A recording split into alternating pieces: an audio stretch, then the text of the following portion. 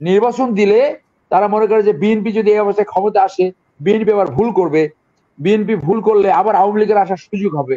এইটা হলো তাদের প্রজেক্ট।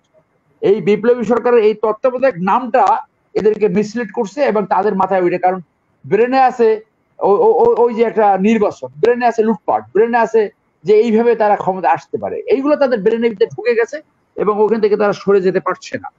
আজকে যারা যে পতিত পতিত আওয়ামী লীগ নেত্রী যে এখান থেকে লক্ষণ দাসের মধ্যে পালিয়ে গেছে, সমস্ত নেতাকর্মীকে ফেলে বাংলাদেশকে ধ্বংস করে, বাংলাদেশের লুটপাটের একটা একটা সাগর বানিয়ে, বাংলাদেশের সমস্ত প্রতিষ্ঠান ভেঙে, বাংলাদেশের শিক্ষা ব্যবস্থা ভেঙে, বাংলাদেশের মানুষকে গুম করে, খুন করে, সর্বশেষ গণহত্যা করে এবং আইন বহির্ভূত ভাবে মানুষকে বন্দি রাখার কথা, এটা অর্ডারটা কে দিল?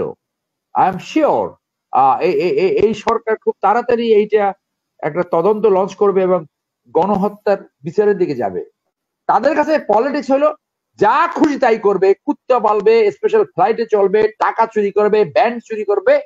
আর জনগণ গোলামীর রাজনীতি যারা করে, দাসত্বের রাজনীতি যারা করে, তারা শুধু এইটাকে সাপোর্ট করবে এবং বলবে হ্যাঁ ঠিক আছে ঠিক আছে। ওখানে এসালামের কাছ থেকে টাকা খাইয়া যুবদলের একটা গুন্ডা বাহিনী ওখানে যে গুলি করছে যারা ওখানে কর্মকর্তা কর্মরত ছিল। এবং আপনি জানেন যে বিএনপির আর একটা চরিত্রহীন, আমি বলবো চরিত্রহীন, ওই একটা পুলিশের একটা কনস্টেবলের ওয়াইফ, বরিশালের সাংগঠনিক সম্পাদক ছিল, একটা এরকম প্যাট মোটা, গরুর মতো চোখ, হেন কোনো আকাম নাই, দলটারে শেষ করছে পুরো বরিশাল ডিভিশনটাকে। সে যায় বরিশালে একটা পুকুর দখল করে ফেলাইছে। এইখানে মোতালা প্লাজা আছে, ছাত্রদল, যুবদল এবং স্বেচ্ছাসেবক দল, 3 গ্রুপ দখল করছে। এইগুলো ইমিডিয়েটলি বিএনপি তদন্ত করা হচ্ছে, ইমিডিয়েটলি। তো এই তথ্যটা কিন্তু একদম শুধু বরখাস্ত না, ওর তো আর্মির কাছে দেওয়া হচ্ছে, ওর তো ইমিডিয়েটলি গ্রেপ্তার করে আর্মির কাছে। শুধু বরখাস্তকে এই ধরনের অপরাধ যারা করে, ইটস এ ক্রিমিনাল অফেন্স। এই ধরনের অপরাধ করে আপনি শুধু তাকে বরখাস্ত করলেন, 2 দিন পরে আরেকজনকে টাকা খাওয়াই আবার বরখাস্তের আদেশ বাতিল হবে, আবার দলে এই চোর ঢুকবে। এই যে রাজনৈতিক, সেই জন্য জিতু যেটা বললো যে এই সরকার আসছে বিপ্লবের মাধ্যমে। একটা রাজনীতিবিদদের একটা দুর্বৃত্তেই তো একটা অংশ, একটা বড় অংশ মনে করে যে এটা দুইটি রাজনৈতিক দলের একটা বন্দোবস্ত, একটা সমঝোতা, যে অন্তর্বর্তীকালীন সরকার আসছে শুধু একটা নির্বাচন দেওয়ার জন্য। তাদের মাথায় ওই যে অপদার্থ, ব্রেন নাই, অ্যাসেস করতে জানে না। ওই যে 90 সালে যেটা হয়েছে, 96 সালে যেটা হয়েছে, 2001 সালে যেটা হয়েছে, তাদের মাথায় ওইটা যে অন্তর্বর্তীকালীন সরকার মাইনে হইলে একটা শুধু নির্বাচন দিয়ে যাবে, তার রুটিন কাজ করবে। এইটার নাম অন্য কিছু রাখা হচ্ছিল, এইটার নাম রাখা হচ্ছিল বিপ্লবী সরকার, অন্য কোনো একটা নাম দেওয়া হচ্ছিল। আমি মনে করি এই ছাত্ররা যারা কোঅর্ডিনেটর ছিল, সমন্বয়ক, তাদের চিন্তা করে যে এই নামটা ওই দুই দলের ভিতরে যারা at the end of the day যারা এক হয়ে যাওয়ার একটা হয়ে যাবে, মানে নির্বাচন দিলে তারা মনে করে যে বিএনপি যদি এই অবস্থায় ক্ষমতা আসে, বিএনপি আবার ভুল করবে, বিএনপি ভুল করলে আবার আওয়ামী লীগের আসার সুযোগ হবে। এইটা হলো তাদের প্রজেক্ট। এই বিপ্লবী সরকারের এই তত্ত্বাবধায়ক নামটা এদেরকে মিসলিড করছে এবং তাদের মাথায় ওইটা, কারণ ব্রেনে আছে ওই যে একটা নির্বাচন, ব্রেনে আছে লুটপাট, ব্রেনে আছে যে এইভাবে তারা ক্ষমতা আসতে পারে, এইগুলো তাদের ব্রেনের ভিতরে ঢুকে গেছে এবং ওখান থেকে তারা সরে যেতে পারছে না। ক্ষমতাহীন যারা বলছে তারা আসলে বোকার স্বর্গে বাস করছে।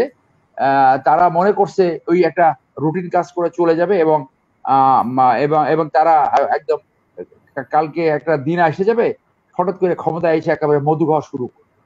একটা বিপ্লবী সরকার যারা সফলতা লাভ করছে, সেইটা ক্ষমতাহীন কি করে হয়? যেখানে সুপ্রিম কোর্টে একটা ফুল কোর্ট বেঞ্চ একটা সভা করার কথা, সেটা তারা থামিয়ে দিয়েছে এবং যখনই আহ্বান জানিয়েছে তখন দেখলাম শত শত হাজার হাজার ছাত্র চারিদিক থেকে এসে সুপ্রিম কোর্টে ঢুকে গেছে। দিস ইজ দ্য পিপলস পাওয়ার। এইটাই হলো জনগণের শক্তি।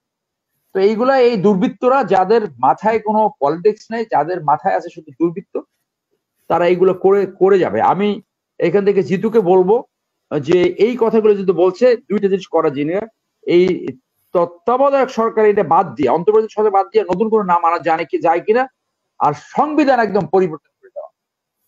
বিপ্লব হলো, সফল বিপ্লব হলো জনগণের সবচেয়ে বড় ম্যান্ডেট, সফল বিপ্লব হলো সবচেয়ে বড় আইন।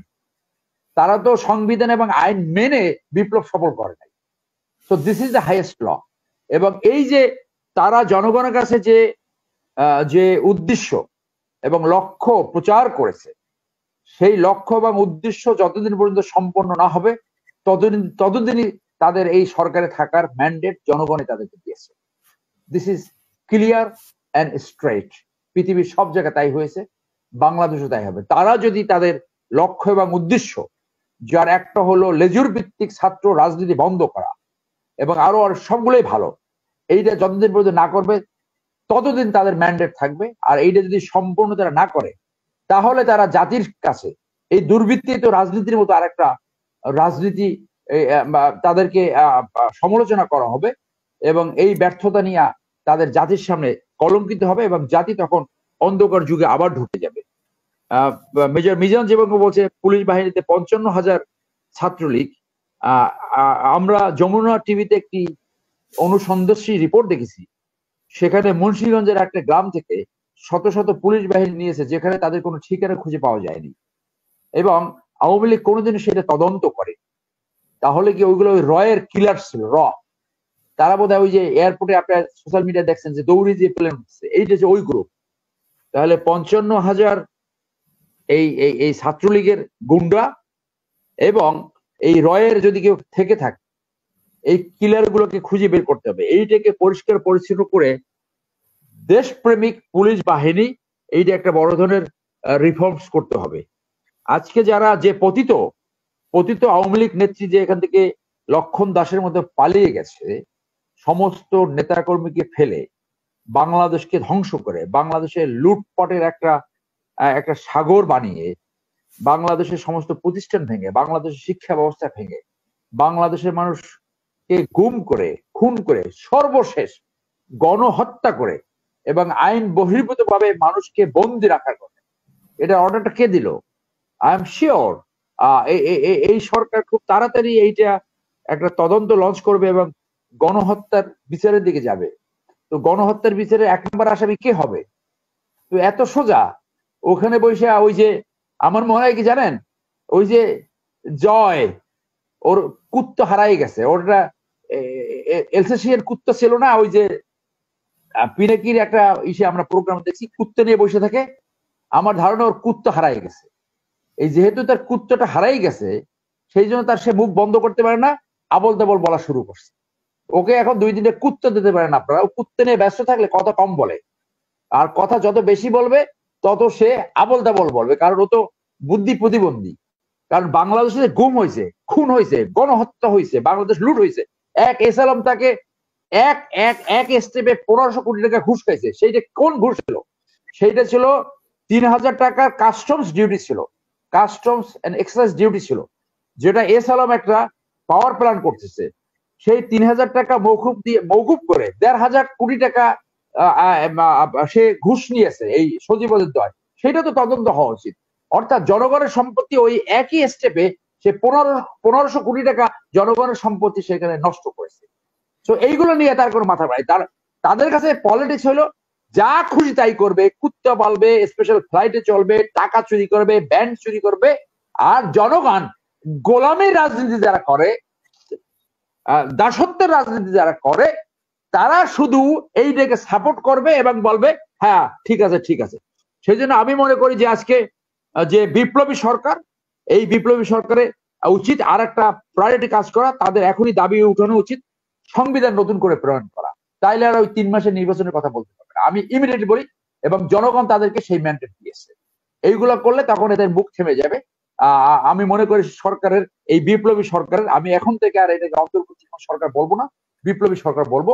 এবং তাদের এই ইমিডিয়েটলি নতুন সংবিধান প্রণয়ন করা উচিত, একটা কনস্টিটিউয়েন্ট অ্যাসেম্বলি করে নতুন সংবিধান করবে। এবং আমি আশা করি এই সংবিধানেরই 80% ওখানে থাকবে, 20% সংযোজন হবে। সেখানে একটা উচ্চ চেম্বার হবে বাংলাদেশে, দ্বিকক্ষ বিশিষ্ট আইনসভা হবে এবং সেখানে বাংলাদেশের পলিটিক্যাল পার্টি রেগুলেট করার জন্য একটা আইন হবে। আর আমাদের বিচারপতি নিয়োগের একটা আইন নেই, সেই আইনটা করতে হবে। আমাদের আরো কিছু আইন করা প্রয়োজন, সেই আইনগুলো করতে হবে। তাহলে এই যে দুর্বৃত্ত যারা বারবার পতিত হয়, বাংলাদেশে এখন পর্যন্ত একটা সরকার শান্তিপূর্ণভাবে ক্ষমতা হস্তান্তর করতে পারে নাই। ৭৫-এ আওয়ামী লীগের পতন হলো, জিয়াউর রহমান শহীদ হলো, তারপর এরশাদের পতন হলো, ৯৬ সালে বিএনপির পতন হলো, ২০০১ সালে আওয়ামী লীগের পতন হলো, আবার ২০০৬ সালে বিএনপির পতন হলো, আর আওয়ামী লীগ এই দেশ থেকে পালাই গেল, আওয়ামী লীগ নেত্রী আবার পতন হলো। এই কোন ধরনের নেতৃত্ব? এত নিকৃষ্ট নেতৃত্ব আসে থেকে, এত নিম্নমানের নেতৃত্ব আসে থেকে, যে যারা রিয়েলাইজই করতে পারে না যে শান্তিপূর্ণভাবে ক্ষমতা হস্তান্তরের পথ যদি না থাকে তাহলে এইগুলোই ঘটবে। পৃথিবীর কেউ লম্বা সময় স্বৈরাচারী সরকার, কোন সরকার পতন ব্যতীত রক্ষা পায় নাই, কখনোই পায় নাই। এরা কোনো ভালো উদাহরণ নেয় নাই। নেলসন ম্যান্ডেলা ২৭ বছর জেল খেটে মাত্র এক টার্ম প্রেসিডেন্ট হিসেবে ছিল, সে কিন্তু আজীবন প্রেসিডেন্ট থাকতে পারো। আর সেই রবার্ট মুগাবে, অনেকবার বলেছে, আবার রবার্ট মুগাবে ৪০ বছর ক্ষমতা ছিল, জনগণ তাকে টেনে নামিয়েছে। আর বাইডেনকে তার দলের লোকজন সমালোচনা করলো যে আপনার বয়স হয়ে গেছে, আপনি সরে যান। একদম কত কত কত বিউটিফুল লিডারশিপ কোয়ালিটি আপনি দেখেন, সে সেখান থেকে সরে গেছে। এই ভালো উদাহরণগুলা এই পরিবারতান্ত্রিক লুটেরা, এই দুর্নীতিবাজ, এই মাফিয়া তন্ত্র কোনোদিন এগুলা পড়তেও পারে না এবং সেই দিকে যেতে পারে না। কে সাফার করে? এদেশের জনগণ এবং রাষ্ট্র। আমি মনে করি এই বিপ্লবী সরকার সেইটা হতে দেবে না, and they will do whatever is necessary for the nation. নতুন সূর্য উদিত হয়েছে, এই নতুন সূর্য দিয়ে বাংলাদেশ নবগঠিত হবে, বাংলাদেশের জাতি গঠন হবে। ধন্যবাদ।